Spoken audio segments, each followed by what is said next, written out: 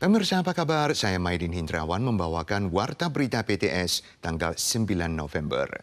Dialog Keamanan Taipei 2023 kemarin diselenggarakan dengan fokus pembicaraan situasi Selat Taiwan, terutama terus berlanjutnya eskalasi militer Tiongkok. Sementara itu, menurut laporan simulasi perang dari Pusat Penelitian Keamanan Taiwan NCCU, cadangan batu bara yang memadai saat tempur paling lama hanya bertahan 42 hari. Masalah energi akan menjadi titik terlemah Taiwan selama perang. Dialog Keamanan Taipei 2023 dihadiri para pakar dan ilmuwan dari 10 negara yang membahas situasi di Selat Taiwan dan tantangan yang ditimbulkan oleh Tiongkok. Presiden Tsai Ing-wen menekankan bahwa keamanan Taiwan berkaitan erat dengan keamanan di kawasan Indo-Pasifik dan dunia. Taiwan tengah mengambil strategi untuk memperkuat upaya penghalang dan otonomi pertahanan nasional. Taiwan's first indigenous submarine prototype was launched, representing a key milestone in our naval vessel production programs. Mantan Wakil Menteri Pertahanan Amerika untuk masalah kebijakan mengusulkan 5 strategi tanggapan dalam menghadapi ancaman Tiongkok. Mencakup memperkuat langkah penghalang, memperkuat aliansi, tidak bergantung pada pasar Tiongkok, mempercepat inovasi teknologi, serta dialog dan komunikasi. Pusat Penelitian Keamanan Taiwan NCCU juga merilis sebuah laporan militer. Dalam laporan ini, mereka menunjukkan bahwa cadangan batu bara yang memadai saat tempur paling lama hanya bertahan 42 hari. Sementara gas alam bertahan selama 14 hari. 3 gardu tegangan ultra tinggi akan kolaps jika diserang. Sehingga masalah energi menjadi titik terlemah Taiwan selama masa perang.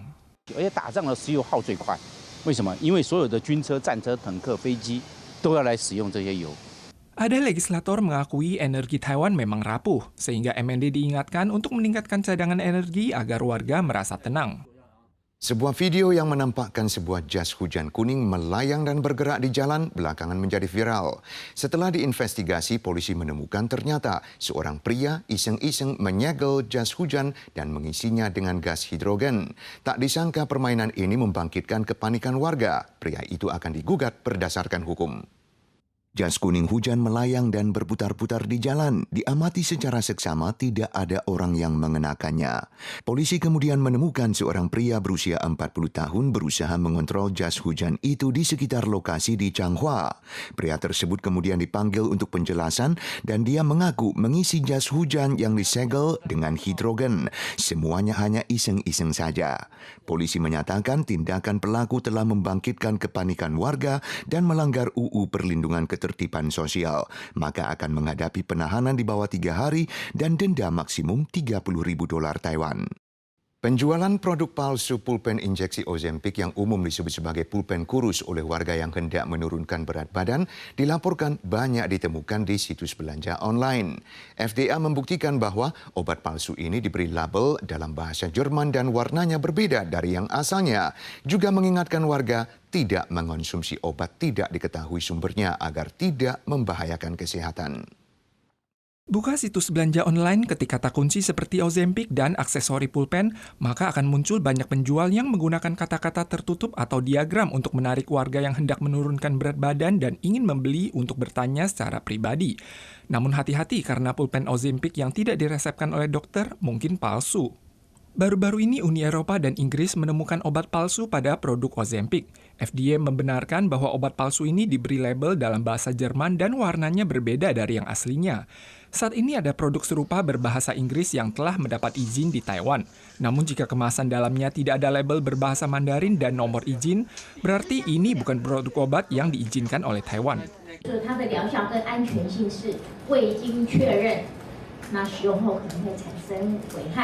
Menurut statistik FDA, pada paruh pertama tahun ini saja ada 820 kasus pelanggaran produk obat-obatan di internet. Mayoritas produk yang dijual secara ilegal adalah pil penurun berat badan dan obat perkasa. Oleh sebab itu, warga diingatkan, bagi yang memproduksi atau mengimpor obat palsu atau terlarang akan dihukum maksimal 10 tahun penjara dan didenda di bawah $100 juta Taiwan. Ada terobosan besar lagi dalam pengobatan kanker. Akademia Sinica dan Acer bekerja sama dalam menggunakan platform pemrosesan mRNA untuk mengembangkan vaksin kanker yang dipersonalisasi. Diharapkan dapat secara efektif merendahkan tingkat kekambuhan dan kematian akibat penyakit kanker, terutama yang umum ditemukan di Taiwan seperti adenokarsinoma paru dan kanker kolorektal. Teknologi mRNA tidak hanya dapat digunakan pada vaksin COVID-19, juga pada pengembangan vaksin kanker yang dipersonalisasi. Melalui penggunaan modul AI dan platform pemrosesan mRNA, Academia Sinica dan tim biomedis Acer berhasil menemukan penanda sel tumor yang dapat diproses menjadi vaksin kanker yang dipersonalisasi.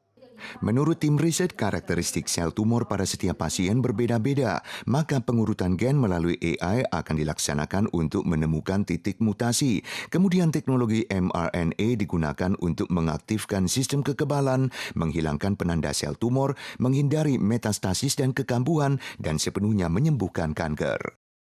Suhu global kembali naik. Oktober 2023 adalah Oktober terpanas sejak dimulainya pencatatan suhu dunia. Sedangkan 2023 hampir pasti akan menjadi tahun paling panas dalam 125.000 tahun terakhir. Menurut pakar, penyebab utama adalah emisi gas rumah kaca dan fenomena El Niño yang menyebabkan naiknya suhu air laut di wilayah timur Samudra Pasifik. Dikhawatirkan selama beberapa bulan ke depan, warga dunia mungkin menghadapi bencana iklim yang lebih ekstrim. Gelombang udara panas bermunculan di seluruh wilayah. Suhu global rata-rata berkali-kali mencapai titik tertinggi baru. Pusat Layanan Perubahan Iklim Copernicus Uni Eropa tanggal 8 menunjukkan suhu rata-rata bulan Oktober lalu lebih tinggi 0,4 derajat Celcius dibandingkan tahun 2019 yang saat itu juga mencatat rekor baru. Suhu rata-rata tahun 2023 diperkirakan akan melampaui tahun 2016. Hampir pasti akan menjadi tahun terpanas dalam 125.000 tahun terakhir. October 2023 was the warmest October on record globally, with an average surface temperature of 15.3 degrees Celsius.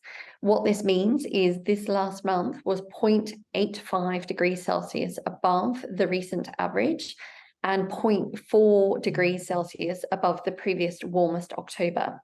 Pakar menyampaikan penyebab utama suhu tinggi yang memecahkan rekor ini adalah emisi gas rumah kaca yang terus dihasilkan manusia. Ditambah dengan fenomena El Nino tahun ini yang menyebabkan suhu air laut di wilayah timur Samudra Pasifik meningkat. Jepang telah mencatat ratusan rekor suhu tertinggi pada bulan ini. Suhu di Eropa bulan November melampaui 35 derajat Celcius untuk pertama kalinya. Dan suhu di sejumlah wilayah di Yunani juga meningkat. Para ilmuwan khawatir selama beberapa bulan mendatang, warga dunia mungkin akan menghadapi bencana iklim yang lebih ekstrim.